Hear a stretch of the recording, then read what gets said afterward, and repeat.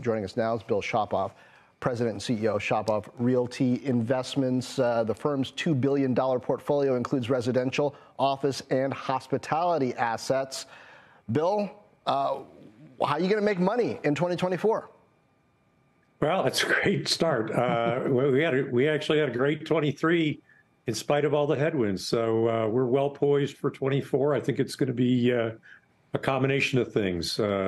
Buying some of the distressed retail centers out there, continuing our foray into the industrial development space, and then also we've got a great workforce housing, single-family build-to-rent products. So we've got a good array of products to get us up well positioned for 24.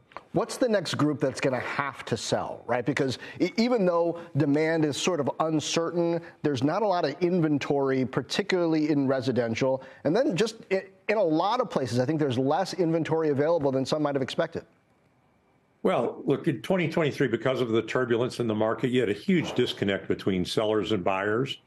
And I think you're going to see that come together, both from people lowering their expectations as a seller. And then with interest rates dropping, we've had a drop in the 10-year from just under 5 to about 390 today. That's going to really help close that gap between seller expectations and buyer desire. And so I think you're going to see transaction volume move up in the coming year.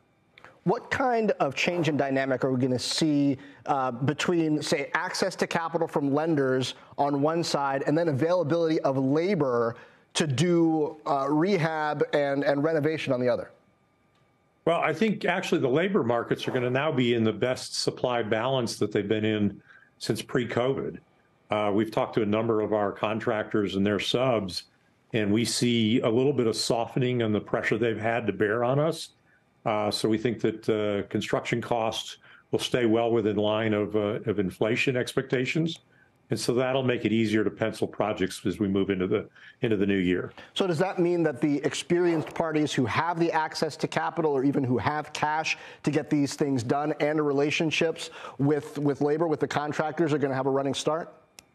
Oh, I think definitely. And I think this is going to be a market of haves and have-nots. When we're in this low interest rate environment, there were a lot of newcomers to the business, and they could get capital just as easily as I could. But I think you're going to now find that this is a market of long-term sponsorship and companies with a depth of balance sheet to be able to get projects done. And so good projects with good sponsorship will get done in 24, but it still will be nowhere the market that we had a couple of years ago, and probably appropriately so. We'll keep supply and demand in balance. It'll be good. Okay. Geographically, what region are you most excited about? Well, we're focused because we're based here in Southern California. We spend a lot of our time here in the Western U.S. So we're here. We're in the Phoenix metro market and in the Las Vegas markets, and we like those markets. There's plenty of activity for us to stay close to home. What happens with multifamily? I think multifamily continues to have activity. But I think, we see some pressure on NOI. Operating expenses have continued to grow. Insurance has been a real pressure point on the multifamily space. And rents are certainly flattening out. Not going to see the rent growth in 24.